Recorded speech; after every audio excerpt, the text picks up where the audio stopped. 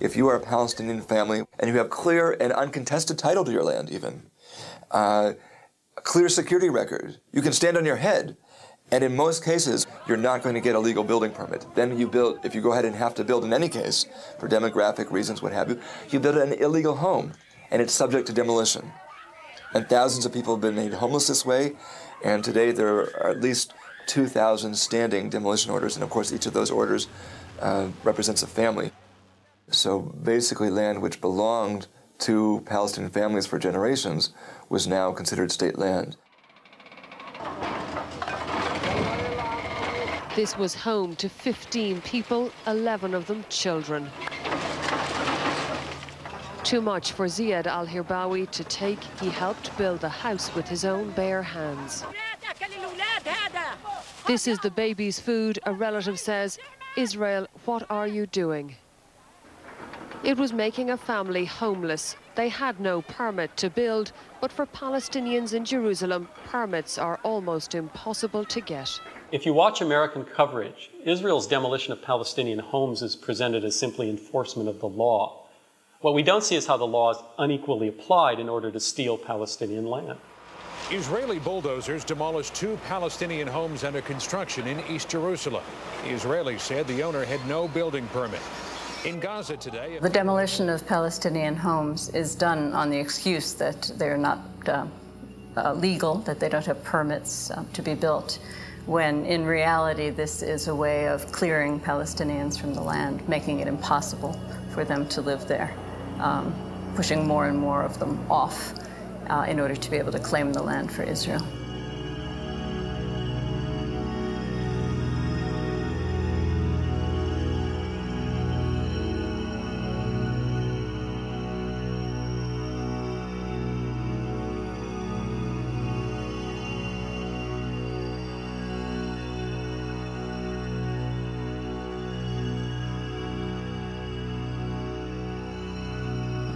Palestinian resistance to the occupation has been both nonviolent and violent.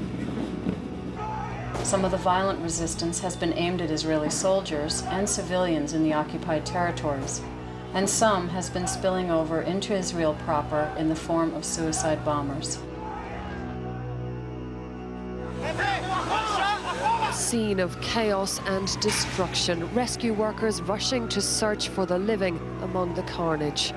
The centre had been packed. It was just before the Jewish Sabbath.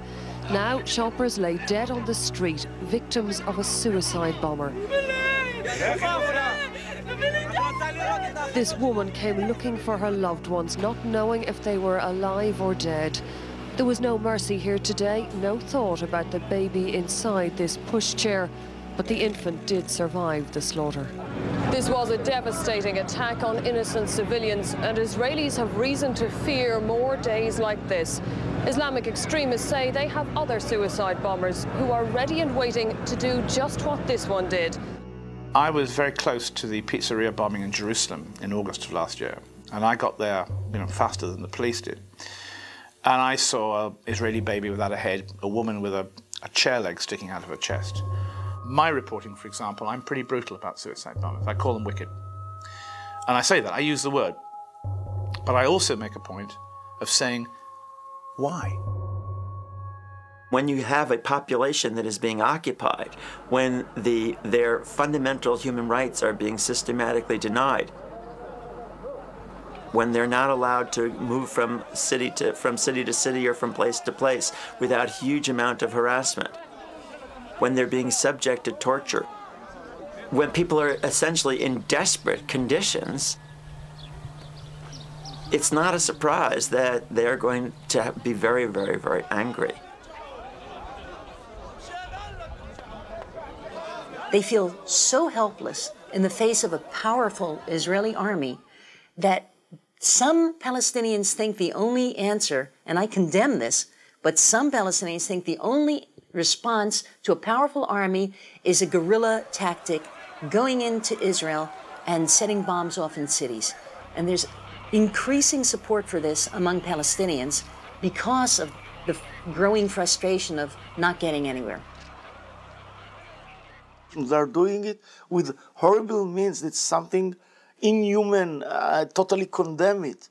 But we have to understand that these are the effects of the occupation. In the non-American coverage, BBC, for example, the suicide bombings are generally put in the context of the occupation, that they are a response to conditions which are very dehumanizing to Palestinians and against which they are defenseless.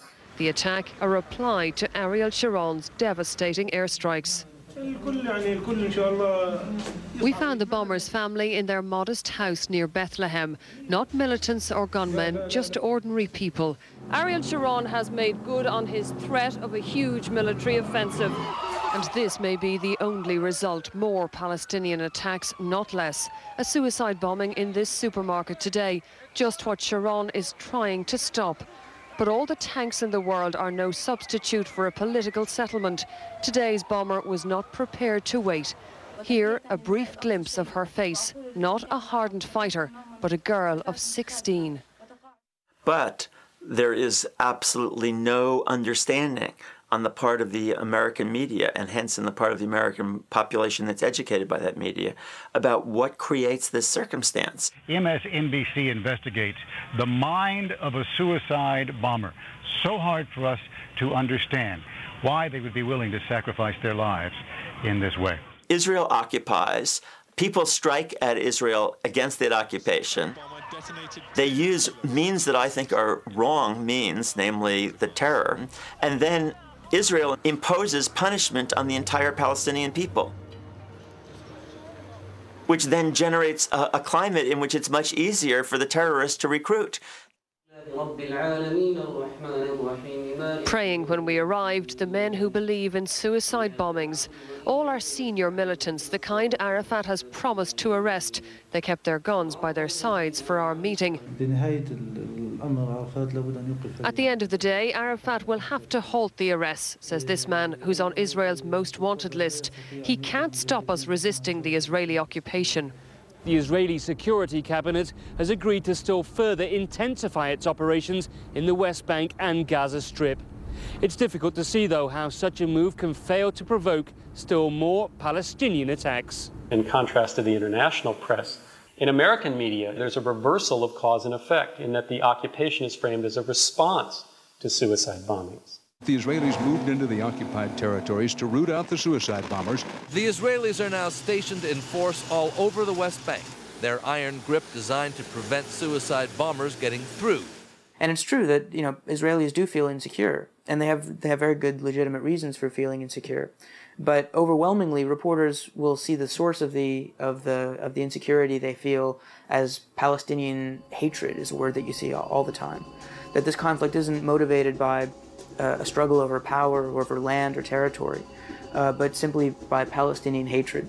A Palestinian man emerged from a taxi on a busy shopping street in downtown Jerusalem with a machine gun in his hands and hate in his eyes.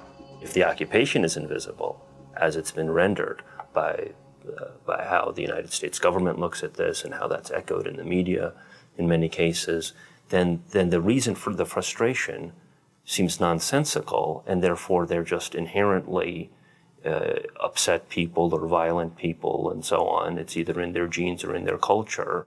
Neither the best intention of the Saudis nor the power of the Israelis could stop another young zealot willing to die so he could kill Jews on Passover. It's spun in such a way so as to justify Israeli occupation. Israeli soldiers say their actions are justified. They use suicide bombers, he said.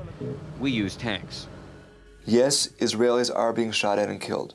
And so yes, Israel does have real defense needs. At the same time, defense in Israel in particular has become this mantra. And once people hear the word defense, they stop thinking.